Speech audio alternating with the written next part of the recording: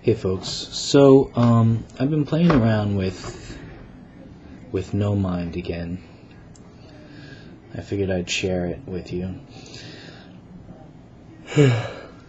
Anyway, No Mind is basically when you blank your mind completely, like a lot of people do that during meditation, or some people talk about doing it all the time.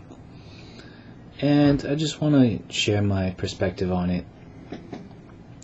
First of all, I want to share that it becomes a lot easier to do, for me at least. It became a lot easier to do when my emotional issues got resolved, because before my emotional issues were resolved, I would always think about them. So it was hard to calm my mind down because I would always be thinking, okay, I need to solve this, I need to solve that, I need to get peace, or blah blah blah, and analyze, and I'd be in analysis mode, and so I couldn't calm my mind down because I always wanted to solve emotional issues.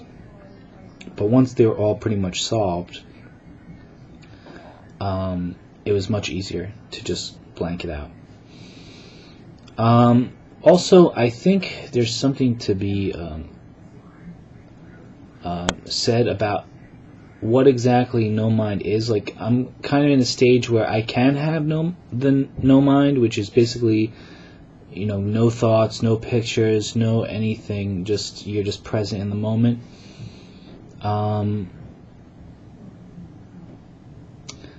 able to do it for a fair amount of time, but sometimes thoughts and stuff will pop into my head, and that's okay. The thing that makes it the distinction, though, that I think should be made with no mind is that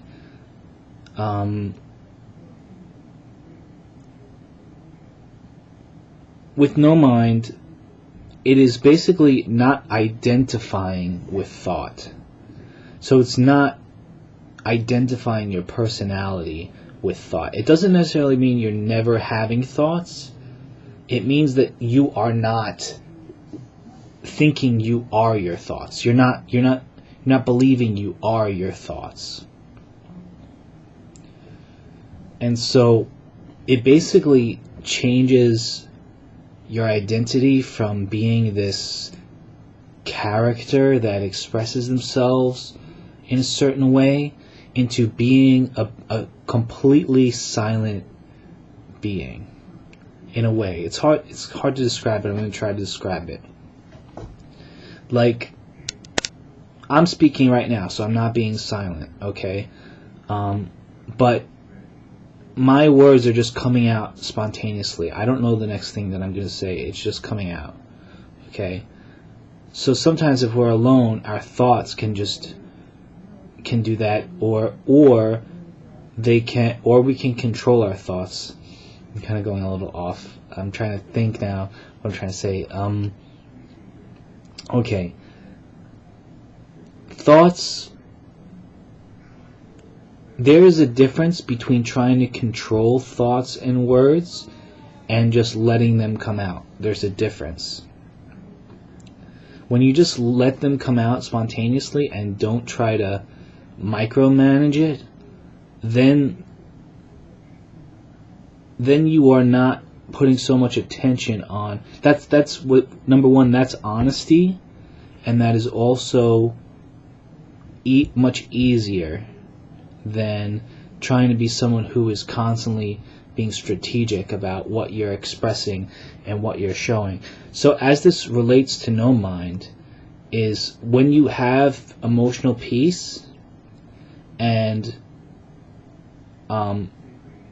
when you're not expressing anything and you're just alone, you become this silent being, silent mind, silent voice, and you can identify with that silence and identify with yourself as a silent being, and recognizing that all of this form, all of these words, all of this expression that we do, and we think of this expression and the way we express our words and the way we express ourselves, we think of that as our personality, as ourselves. Instead of identifying with that, instead you identify as the silent being, as your true self is the silence. Your true self is the silent being,